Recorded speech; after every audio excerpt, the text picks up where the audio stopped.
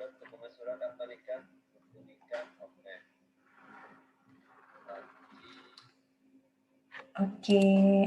baik. Selamat pagi Bapak Ibu sekalian.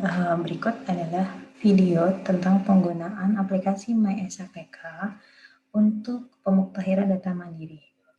Mudah-mudahan video ini bisa memudahkan Bapak Ibu dalam melakukan proses pemuktahiran data mandiri.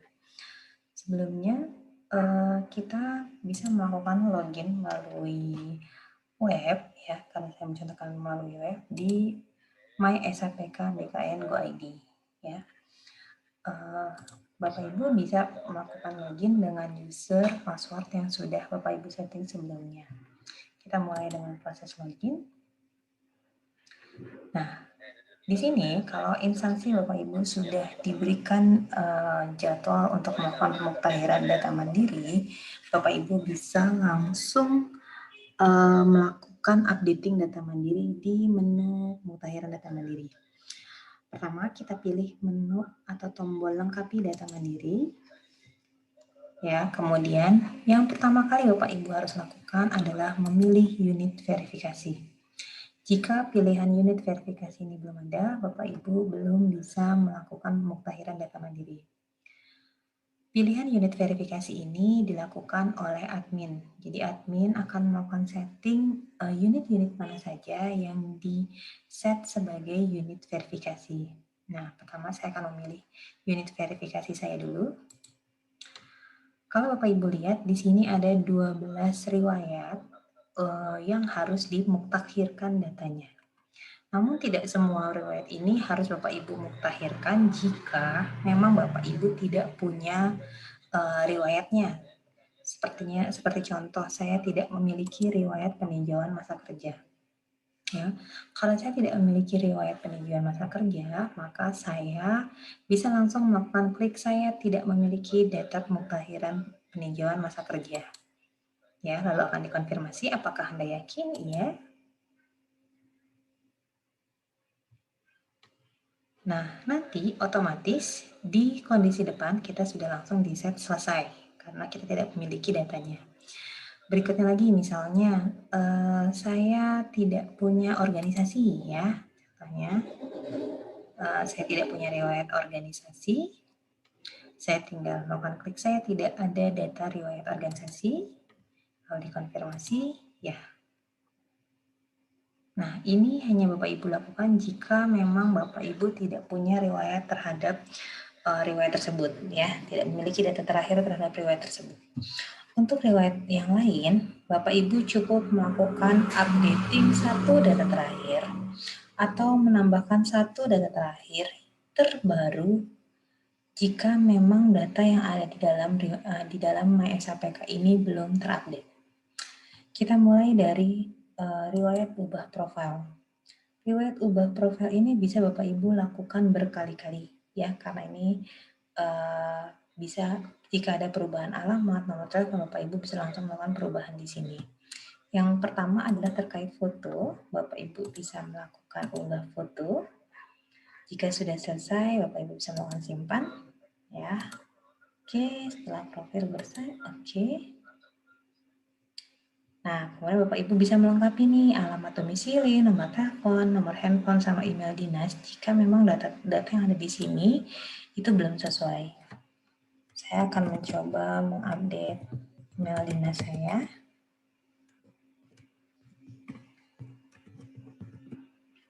Kemudian kita simpan. Oke, sudah selesai. Nah, selanjutnya adalah data pendukung lainnya. Ya, di sini ada NIK, agama, lokasi kerja, akte kelahiran, NPWP, dan lain-lain. Ini semua bisa Bapak Ibu isi datanya sesuai dengan dokumen yang Bapak Ibu miliki. Oke, sekarang saya lanjut ke riwayat berikutnya. Ya, untuk riwayat pangkat dan golongan, di sini Bapak Ibu bisa lihat jika riwayat pangkat dan golongan Bapak Ibu sudah sesuai dengan data yang terakhir, misalnya kita bisa melakukan ubah data. Jadi untuk membuat status belum selesai menjadi data tersebut selesai, Bapak Ibu tetap harus melakukan updating satu data terakhir ya. Kalau di sini kita lihat datanya sudah sesuai semua, saya klik lanjutkan. Di sini saya diminta untuk mengunggah dokumen SKKP, ya saya unggah dokumen SKKP saya, dan upload file dokumen pertimbangan teknis, tapi ini sifatnya opsional. Jadi karena saya tidak memiliki dokumennya, saya tidak melakukan unggah dokumen ini. Lalu kita klik lanjutkan. Nah, di sini Bapak Ibu bisa melihat datanya, ya data-data. Jika ini sudah sesuai datanya, kemudian dokumen yang diunggah sudah sesuai, kita bisa melakukan klik. Saya menyatakan bahwa data yang saya input ini benar. Ya, jadi memang data yang kita input ini sudah sesuai dengan data yang kita miliki. Kemudian kita klik kirim. Oke, update data sudah selesai, maka di sini statusnya akan menjadi selesai. Saat dia statusnya selesai, Bapak Ibu sudah tidak bisa lagi melakukan proses updating maupun penambahan data. Ya, karena untuk pemutahiran data mandiri ini kami hanya akan menggrab data yang terakhir saja, baik berupa update maupun berupa penambahan data. Setelah pemutahiran data mandiri ini, nanti selanjutnya MySHPK ini akan dibuka terus. Jadi di tahun depan Bapak Ibu bisa melakukan updating data sendiri, kemudian nanti akan diverifikasi oleh teman-teman di instansi. Kemudian kita ke riwayat selanjutnya. Di sini ada riwayat pendidikan. Ya, kita coba klik. Nah, di riwayat pendidikan ini saya mau mencoba menambahkan data, ya. Misalnya saya melakukan proses penambahan data baru yang saya sudah punya S3 doktor.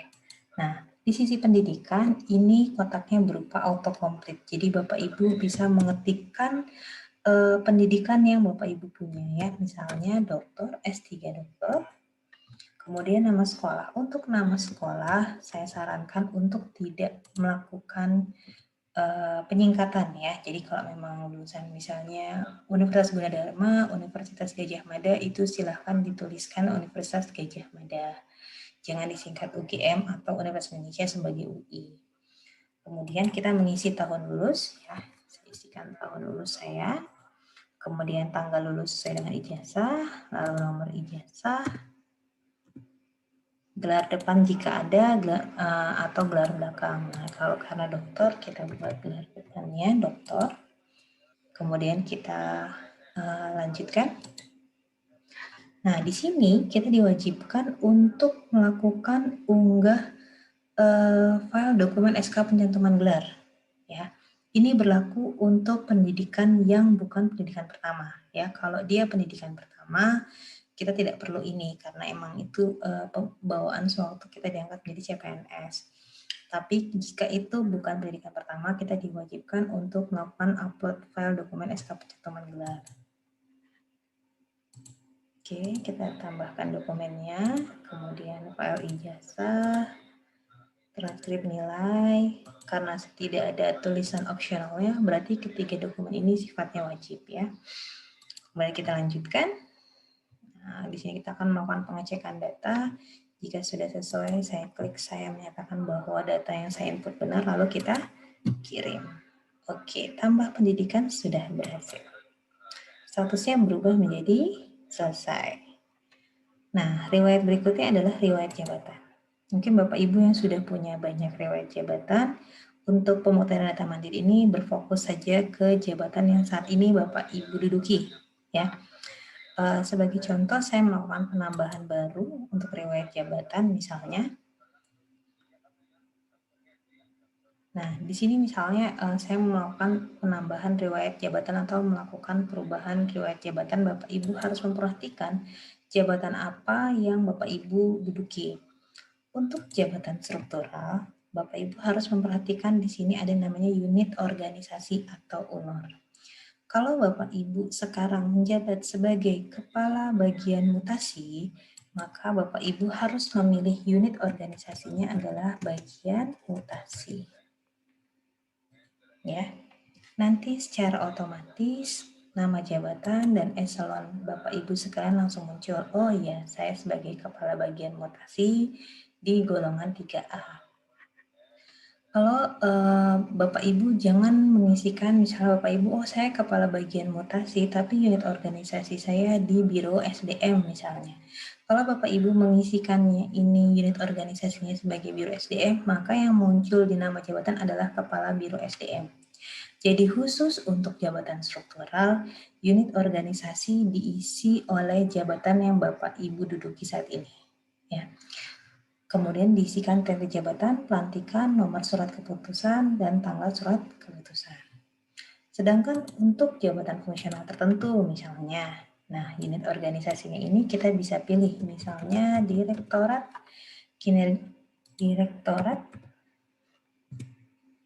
kinerja aparatur sipil negara ya. Kemudian kita pilih jabatan fungsional.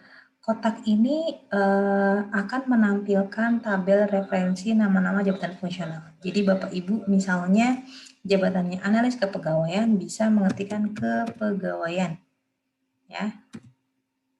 Atau mengetikkan misalnya seperti saya Pranata, saya mengetikkan komputer.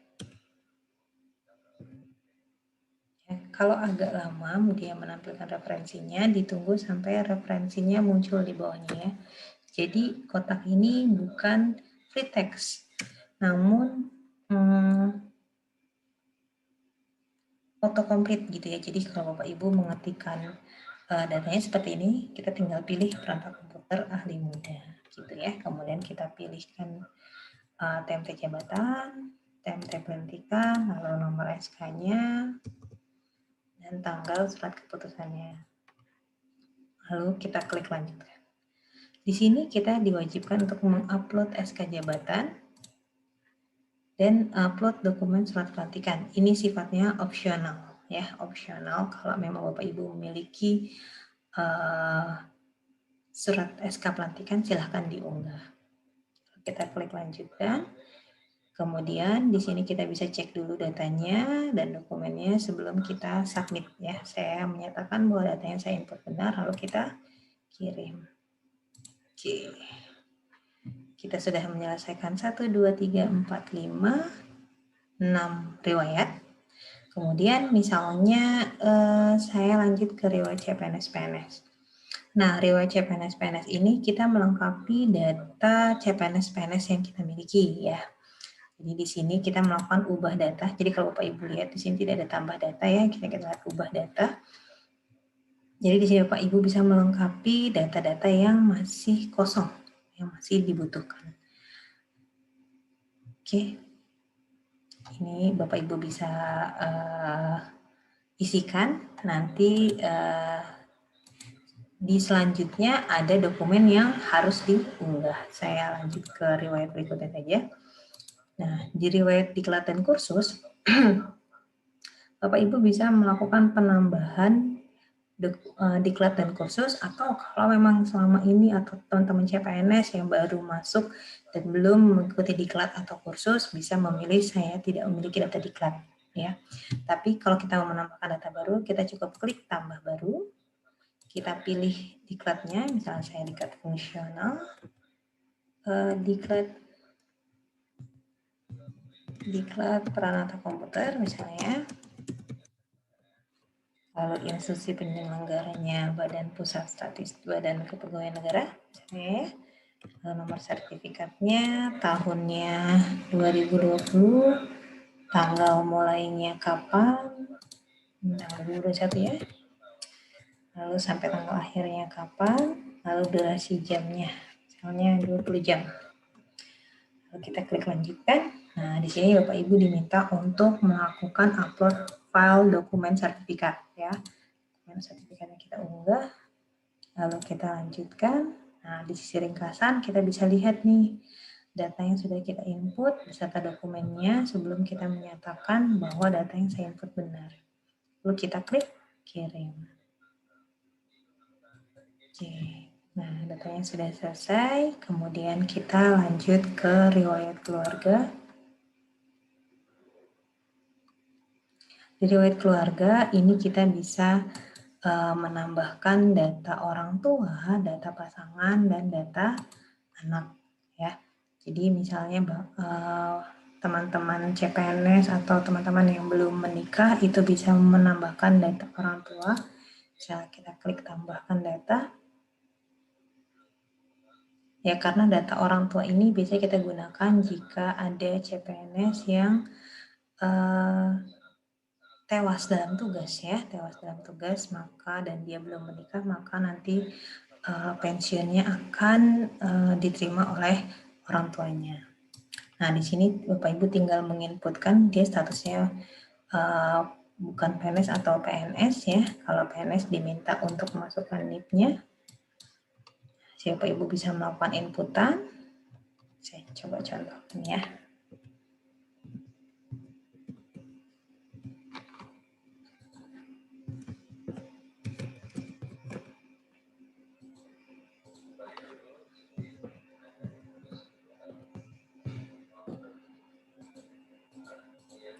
Nomor dokumen.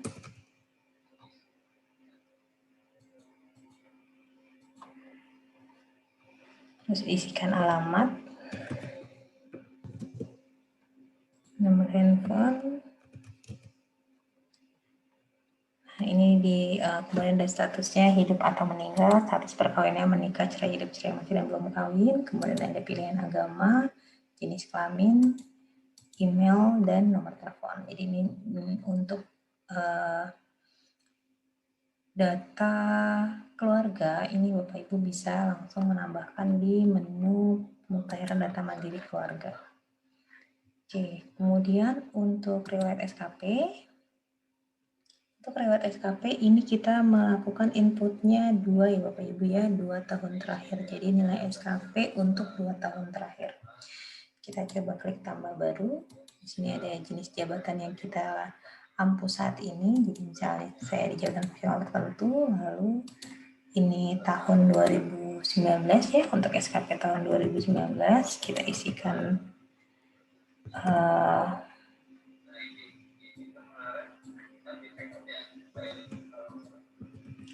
data-datanya. Nah, untuk data penilai dan data penilai itu kita free text ya. Jadi di sini free text Bapak Ibu bisa melakukan pengetikan data ya, atau melakukan updating data jika memang datanya belum ada.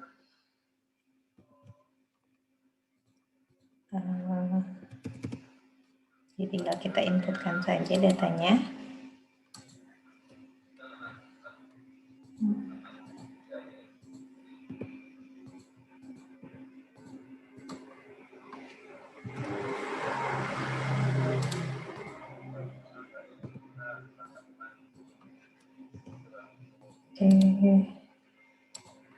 Kemudian kita lanjutkan.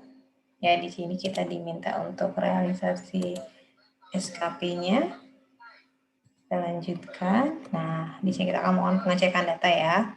Lalu kalau sudah, kita kirim. Oke. Nah, di sini kemudian setelah riwayat SKP, kita akan ada riwayat penghargaan. Nah, di sini kalau Bapak Ibu mau melakukan updating data, misalnya saya sudah punya riwayat karya saya 10 tahun, Bapak Ibu bisa melakukan ubah data. Ya, kita mengisikan tanggalnya dulu, kemudian kita melakukan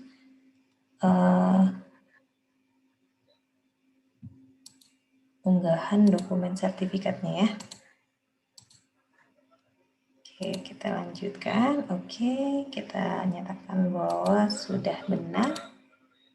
Kirim. Oke. Penghargaan selesai, organisasi selesai, kemudian CLTN. Ya, sama. Untuk sebenarnya hampir di semua riwayat itu mekanismenya sama ya.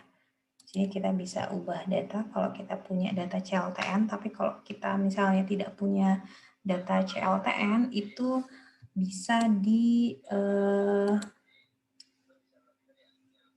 bisa dinyatakan bahwa kita tidak punya data CLTN-nya ya.